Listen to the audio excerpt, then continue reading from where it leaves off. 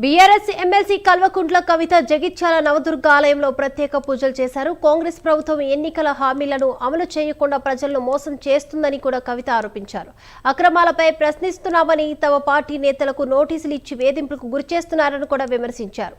Kaleshwaram commission పేరుతో కేసీఆర్ గారిని విచారణ చేసిందని కూడా అన్నారు. ఈ రోజు కేటీఆర్ గారిని ఏసీబీ విచారిస్తోంది.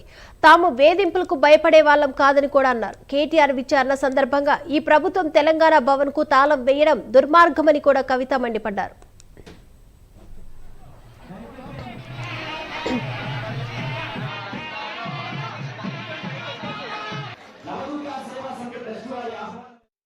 ₹500 ఎప్పుడు ఇస్తారు, మాకు పెన్షన్లు ఎప్పుడు ఇస్తారు, మీరు ఇచ్చినటువంటి హామీలన్నీ ఎప్పుడు ఇస్తారు, విద్యా భరోసా కార్డు ఎప్పుడు ఇస్తారని చెప్పి విద్యార్థులు ఉద్యోగులు అందరూ అడుగుతున్నటువంటి సందర్భం.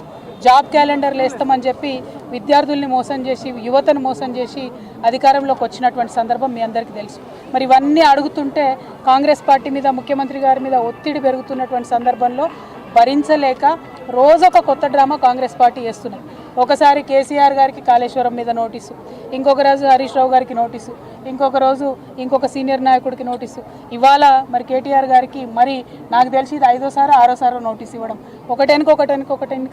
ఒకటి నోటీసులు ఇచ్చిన ప్రతిసారి ప్రతి ఒక్కరు ఏదో ఒకటి మాట్లాడి మొత్తానికి ప్రజా సమస్యల నుంచి దృష్టి మరల్చాలే, వాళ్ళు పబ్బం గడుపుకోవాలని చూస్తున్నటువంటి సందర్భాన్ని మనం గమనిస్తున్నాం. నేను ఈ వైఖరిని తీవ్రంగా ఖండిస్తూ ఉన్నాను. మేము ఎప్పుడో చెప్పినాం, నోటీసులు ఇస్తే పోతాం, జవాబిస్తాం, మేమేం తప్పు చేసింది లేదని మా పార్టీ తరఫు నుండి మా నాయకులందరూ కూడా అన్ని సందర్భాల్లో కూడా చెప్పినటువంటి విషయం మీ అందరికీ తెలిసిందే. ₹500 ఎప్పుడు ఇస్తారు, మాకు పెన్షన్లు ఎప్పుడు ఇస్తారు, మీరు ఇచ్చినటువంటి హామీలన్నీ ఎప్పుడు ఇస్తారు, విద్యా భరోసా